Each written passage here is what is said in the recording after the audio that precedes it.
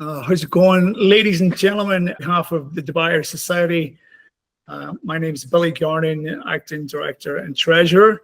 This is the very first of a sort of videography podcast, screencast for the Irish in Dubai, leading to all things of the diaspora and Ireland. And it gives me great pleasure as a man growing up in Derry through the 80s and 90s to introduce our very first guest, none other than former leader of Sinn Féin, the one and only Mr. Gerry Adams. Morning, Billy. That was a great Cad Meet of Falcha.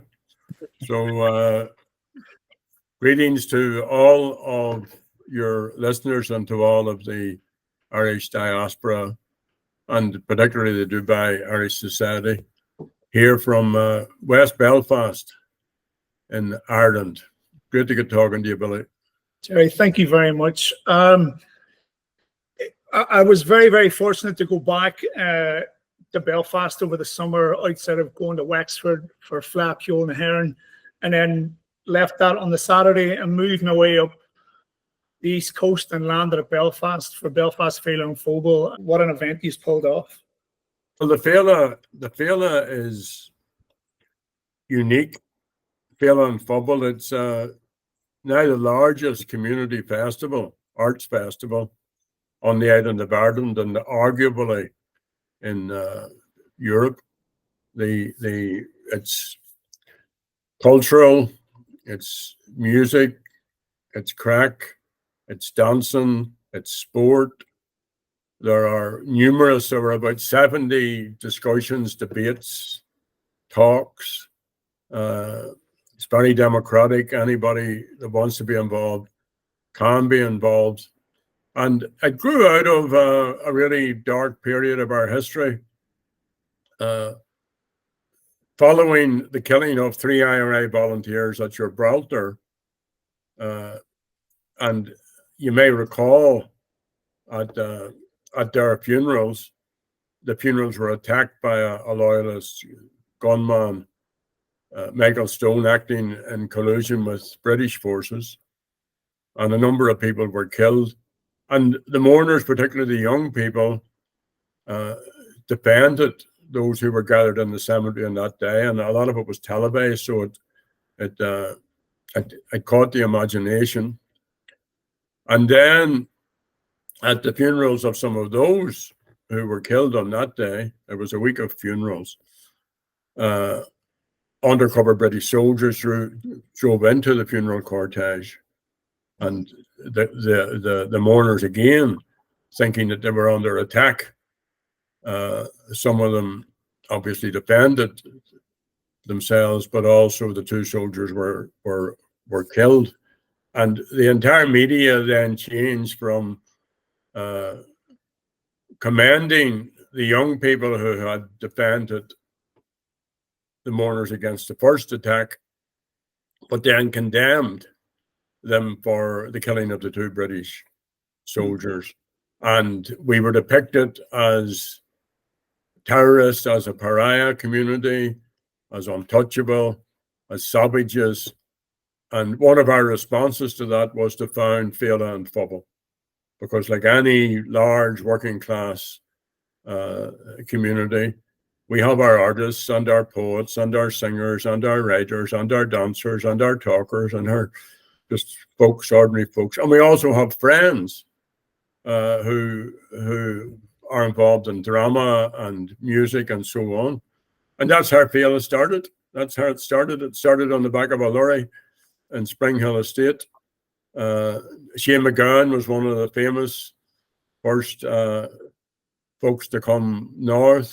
We had great support from Robert Balla, the internationally renowned artist. We had Hugh O'Connor, Christy Moore, and then as we built on, all of the main performers, if you like, came into West Belfast.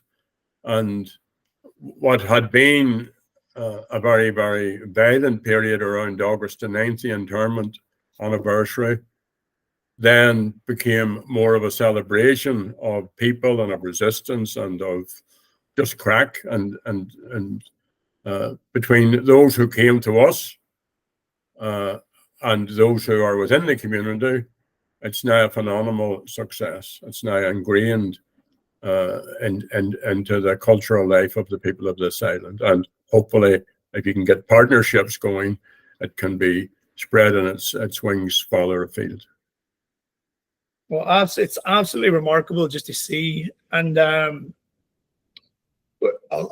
move on, but the dynamic in age, like my daughter was 2 and she was there, and her grandfather's coming on these 70s now. So the dynamic of age group that appeals to is phenomenal. So it's a massive success. I would like to move into more about you and then go on to Diaspora.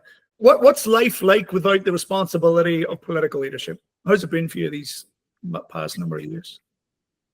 Well, it's a relief, because if you're the leader of anything, you are responsible for everything. Right. And that's, always a great part of the burden of leadership. And I've always believed in collective leadership, and I've always seen myself as a team player. And part of what I do, if I do anything, is to try and build teams. So, a lot of like with any enterprise, a lot of it's mundane and tedious and boring, but you still have to be across all of it. So I don't have to do that. Mary Lou has to do all that. So Michelle O'Neill has to do all of that. So that's liberating. At the same time, I'm as busy as I ever was, but without that stress, without that, constant need to be doing all of the multiple chores that leadership brings. So I can concentrate on a limited number of projects and initiatives, and that keeps me very, very busy. And I like to be busy. I'm glad to be busy. Well, I mean, Sinn Féin's obviously putting up a very good stronghold in the south of Ireland for a potential, what seems, upcoming election. Do you have any role to play within the political system and set up anymore, or are you literally just taking a back step? No, I'm very busy. But if you could put it like this, I've stepped back from public representation. Like I'm never going to stand. Every so often somebody starts a rumor, I'm going to stand for the presidency. There's not a chance. Better chance of you standing for that than me. There's not a chance. I've been there. I've done that. I serve people as an MP, as an MLA, and as a TD, and I'm very grateful that they trusted me and give me the honor of representing them. But we, way back in the day, God rest Mark McGuinness, every organization has to regenerate itself, has to recreate itself. So we and others in our leadership decided there was need for a generational change. So that's what happened. The party democratically changed the leadership, and unfortunately Martin died, and then I stood down. But I mean, I was at the Ardèche. I would be at lots of local events here in my home community. I chair a number of committees that maybe 8, 9, 10 different projects going. But we're not going to see you up against the vote for president of Ireland against Conor McGregor. That's what you're saying. Well, you could take him. Well, anyway, look, you're saying you're a busy man, and I think I know one project that you're going on to, and I'd like to talk about that. So what are you currently working on? Are we looking at, Belfast Failure and Football? Are we looking at books? Are we looking at events? Are we going to do a Samuel Beckett and have a play of Gerry Adams on screen or on stage? Or well, I'm forever writing. I write a local column, or at least I write a column for a local Belfast media group, and that's podcast. It's also in the Irish Echo in the USA. So I like the discipline of having to do that every week, of having a deadline to fulfill, and hopefully make the writing relevant to what the reader might be interested in, or what's happening in our affairs. We started a little project years ago called Leargus. So we produce these little booklets periodically, Right. and so far this one's on Michael Davitt, the Land League and Fenian. So we did one on Michael J. Murphy, who was a folklorist. You'd be very interested if you Google his writings. His writings are really good about stories, particularly of rural life. John Joe McGarr, an old friend of mine. Pat Finucane, the human rights lawyer who was executed by the British. Maura Drum, Kevin McKenna, Bobby Story, Kathleen Thompson, and Michael Davitt. And we're doing one at the moment on a close friend of ours, a woman called Siobhan O'Hanlon, who worked with us and died from cancer some years ago. So I like that, because these are people, some of them anyway, who wouldn't otherwise have their story told. So it's good to have that and go on. We're also Richard and I did this. Richard McCauley.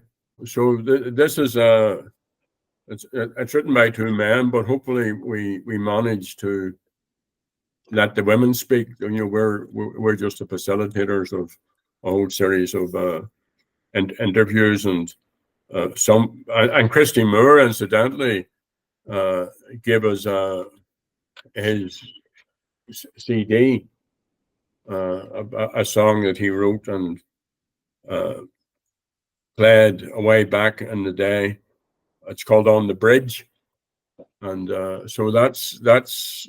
I'm very proud of this book. Now, some of the women also have spoken, have written. Sheila Dara would be the one that would spring to mind,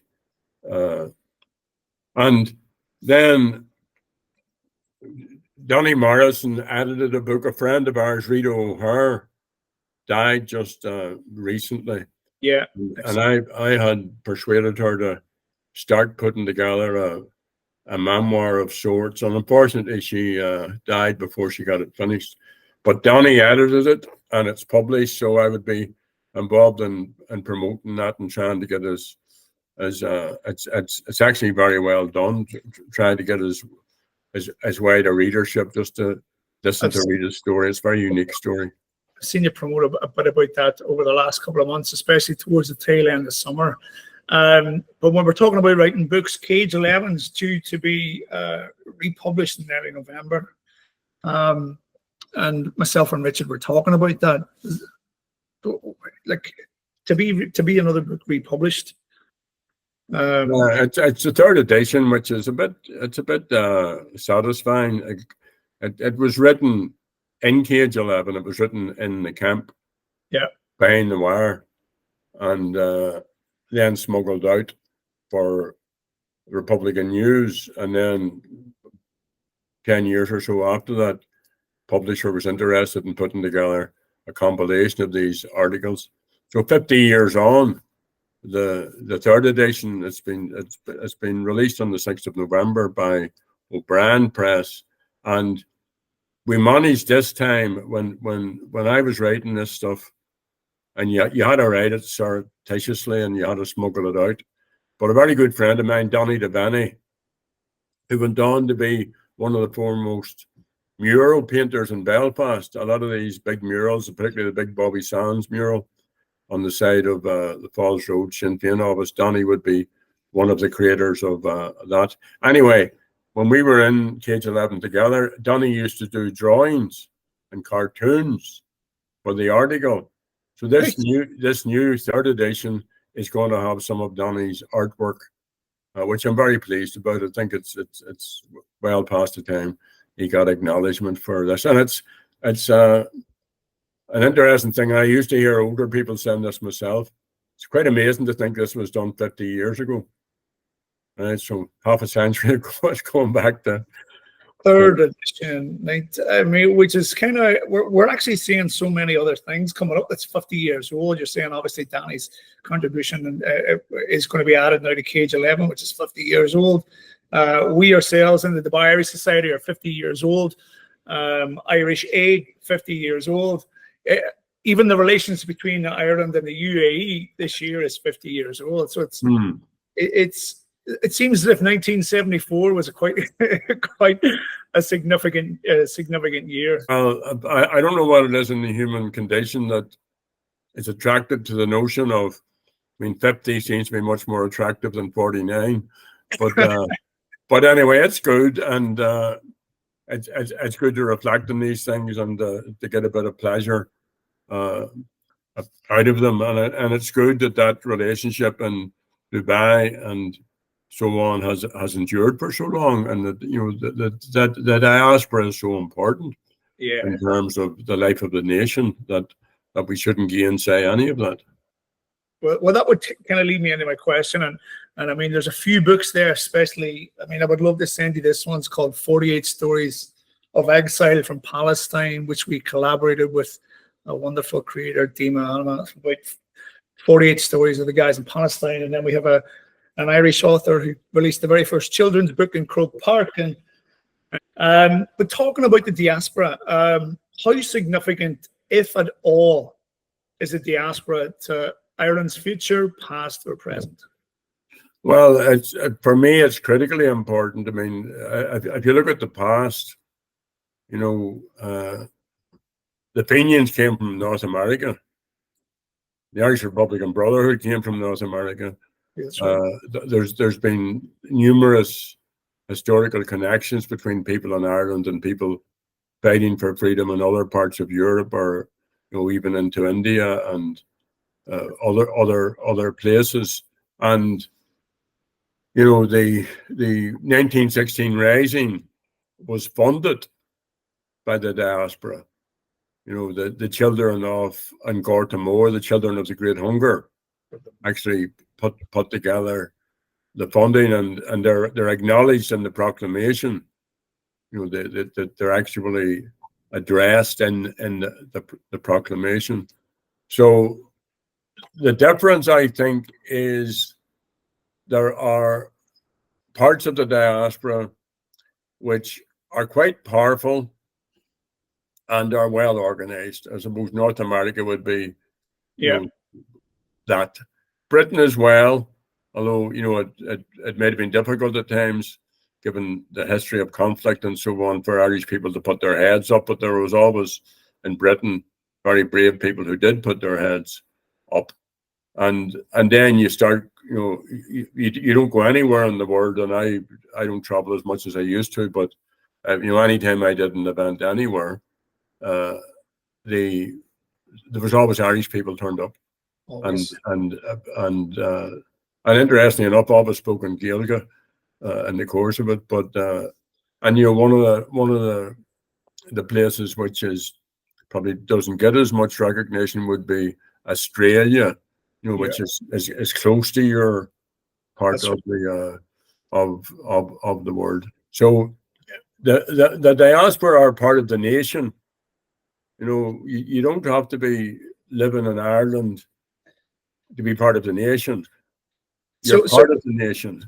And that's a big thing, Gerry. When especially for me as a young boy growing up in Derry, and obviously yourself, Martin, and John Hume playing pivotal roles, at least in my world, in my community, and then moving away to New York in my early 20s and late 20s and early 30s, traveling through India, all over across Asia, Canada, back to America, and now here in Dubai. I can see a massive, almost a diaspora change when it comes this side of the world, as opposed to North America and the Canadas. And I know that you're saying Mary Lou I believe she went to Australia, was it this year or last year, to engage with the diaspora. We've had our fair share, I would say, of ministers. We had former Taoiseach Leo Varadkar here towards the tail end of last year. Micheál Martin's been here a couple of times, and Coveney and that. But I think the Irish diaspora here are still looking for their role, especially within the Middle East. I believe there's somewhere between 12 and 14,000 registered. But where, in terms of Irish unity and Ireland in itself, where do you see the diaspora playing a role in that? And that can be from anywhere: America, Australia, Great Britain, here.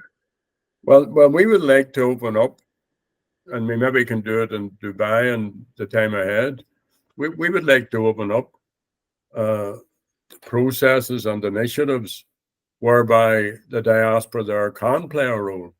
So here's the reality, Billy. There's going to be a referendum on Irish unity. Now the big question is when, but for me that's not that important. The fact is there is a mechanism for ending the union with Britain if that's what the people want. Now, we would argue that referendum should be held after a process of engagement, of discussion, of debate. What type of Ireland do we want? What do we do with health services? What happens to our agricultural industry? What's our relationship going to be with the European Union? How's our health services going to function on an all-Ireland basis? And so on and so on and so on. Yeah. And people who might have concerns or even opposition to a united Ireland, they need to be able to express those fears and those legitimate opposition. So we need a process of engagement. And we have been arguing that the Irish government needs to prepare for the future. See, everybody with any sense prepares for the future. Even us setting up this call, we had to prepare for it. We had to set the date and set the time and do the logistical. So for an Irish government not to be planning for constitutional change is wrong. So the diaspora, whether it's in New York, and we just had two commissions, two Sinn Féin People's Assemblies in the States just last week, asking people, what's your views? What do you think?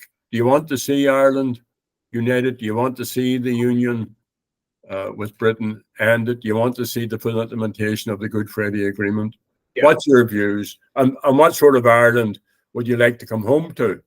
Because people can go away because they want to have the adventure, or they can go away, because they have a travel bug and they're young, and there's lots. But most people go away because they're not that contented living here. And then you end up being away for a very long time, and you end up being away for all of your life. So what sort of united Ireland would you like, if you would like one at all? That's perfect, because it really builds into my next question without interrupting your current question. Hopefully you can just elaborate on it. Now, the UAE and Dubai and Abu Dhabi, and particularly now Saudi and Kuwait, along with healthcare, finance, fintech, education, most of our teachers are coming here, or some going to Australia. Sports, infrastructure, construction, managing directors, a lot of them are now coming to the Middle East with an idea of leaving Ireland to pursue somewhat, or what they would probably believe, a better life. And from Gerry, whenever the UAE is beginning, it was 2 years, 3 years. I'll go make a bit of money, and then I'll take it back to Ireland and buy a house, and then I'll be set.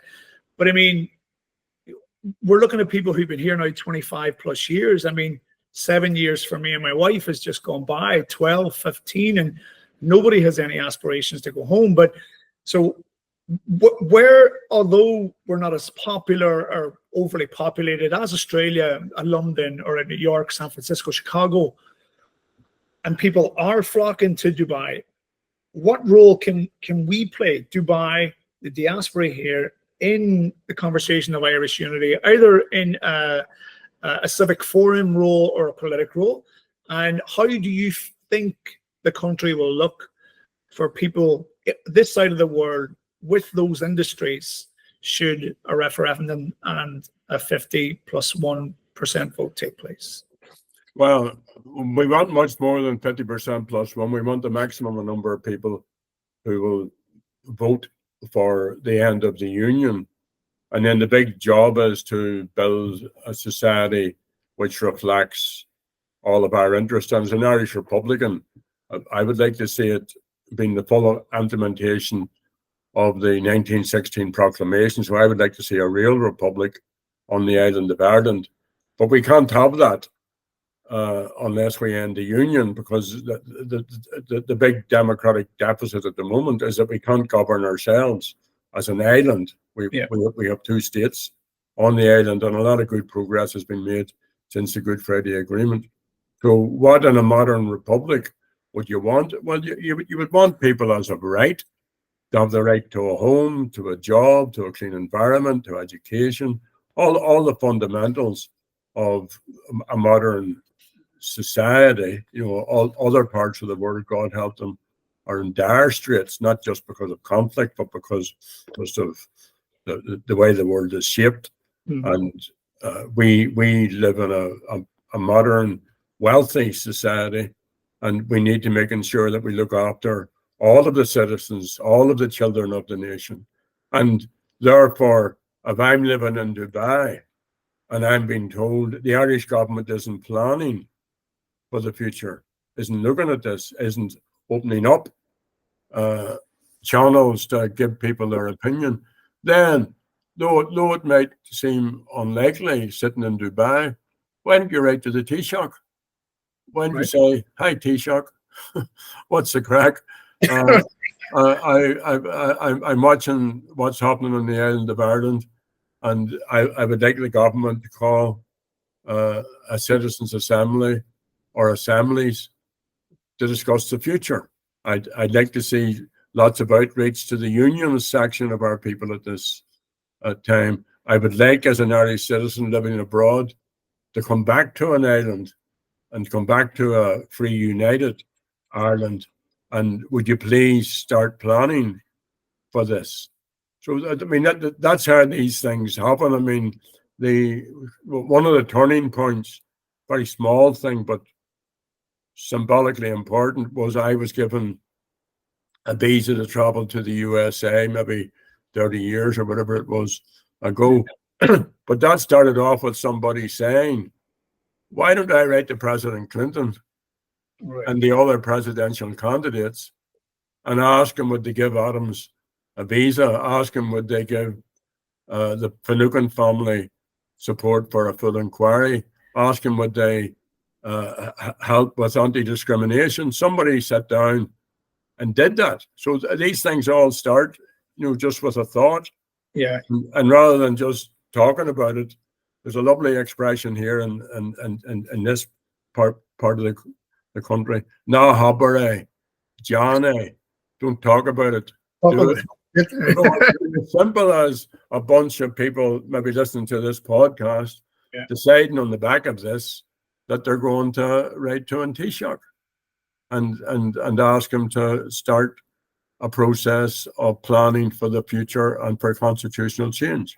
I think a lot of the Irish citizens here, both north and south, would like to feel involved and like to feel a part of the solution, or a part of the conversation at least. And I think you've given us a great idea there.